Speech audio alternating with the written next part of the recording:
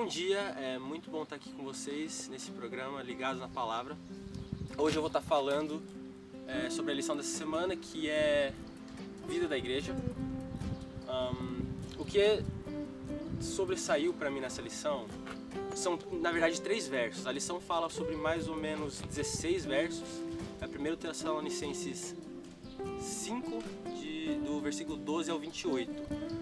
Só que, para mim, 3 versos aqui que são muito interessantes. Que são os versos...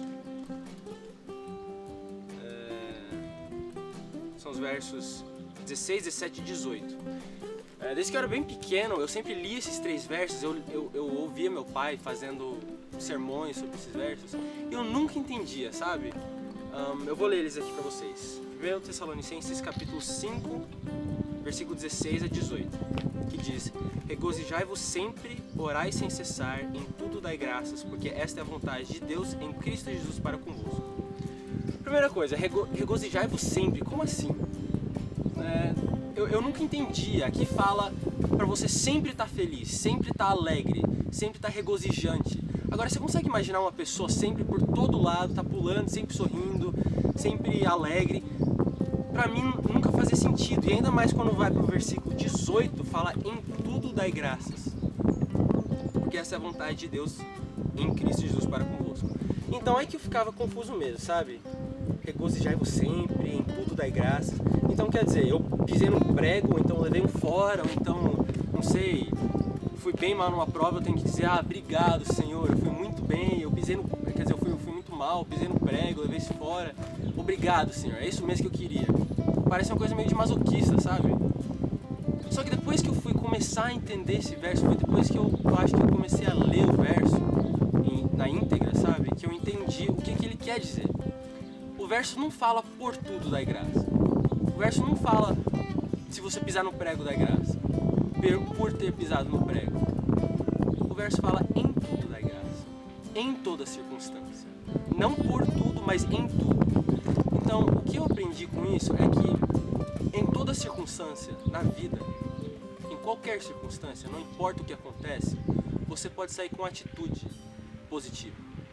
A única coisa que você consegue controlar, na verdade, é a sua atitude. Não é mais nada. E aí que entra regozijai-vos sempre. Então, se eu pisei no prego, você pode dizer, nossa Senhor, obrigado que pelo menos eu não fiquei com tétano.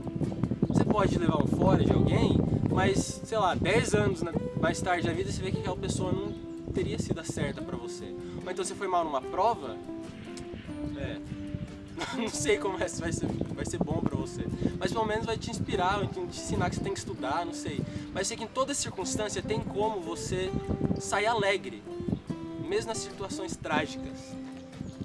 E o outro verso, que é o versículo 17, que é orai sem cessar, esse verso pra mim tem sido uma fonte de força, sabe? Orar sem cessar é outro verso que eu não entendia quando eu era pequeno. Eu sempre me perguntava, mas então sempre tá com a mão aqui junto, sempre com o olho fechado, orando e tal. Como que a gente vive assim? Orar sem cessar, isso não faz muito sentido. Eu tenho que fazer outras coisas, tenho que tomar banho, tenho que comer, eu tenho que dormir, eu tenho que conversar com os amigos, eu quero brincar, eu tenho que estudar e tal. Então como que eu vou orar sem cessar? Na verdade, o que o apóstolo está falando aqui não é para você estar sempre só conversando com Deus, sempre no monólogo com Deus. É você estar em um espírito de oração. É você estar conectado diretamente toda hora, 24 horas por dia com Deus. Então, se você está andando, você está conectado com Ele. Você está no espírito de oração, no espírito de meditação. Então, alguém está conversando com você, você reflete no que ela está falando. Você leva a Deus em oração tudo, todos os problemas, todas as conversas, tudo que você achou de bom e de ruim, tudo você entrega nas mãos de Deus, constantemente. Então, muitas vezes na vida a gente se pergunta, a gente não se pergunta, a gente reflete, a gente olha atitudes nossas, a gente se arrepende às vezes, de coisas que nós fizemos, coisas que nós falamos.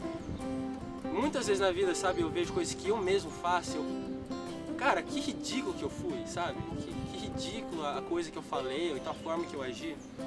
E muitas dessas vezes eu vejo que eu agi dessa forma porque eu não estava pensando no que eu estava fazendo. Eu não estava dedicando a Deus, eu não estava conversando com Ele, eu não estava conectado com Ele.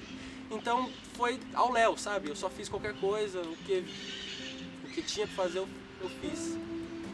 E quando eu estou conectado, eu vejo que a maioria de tudo que eu faço, não é nem que eu faço perfeito, mas eu faço assim, de uma forma que eu dediquei a Deus, que eu conversei com Ele, eu fiz de acordo com a vontade dEle.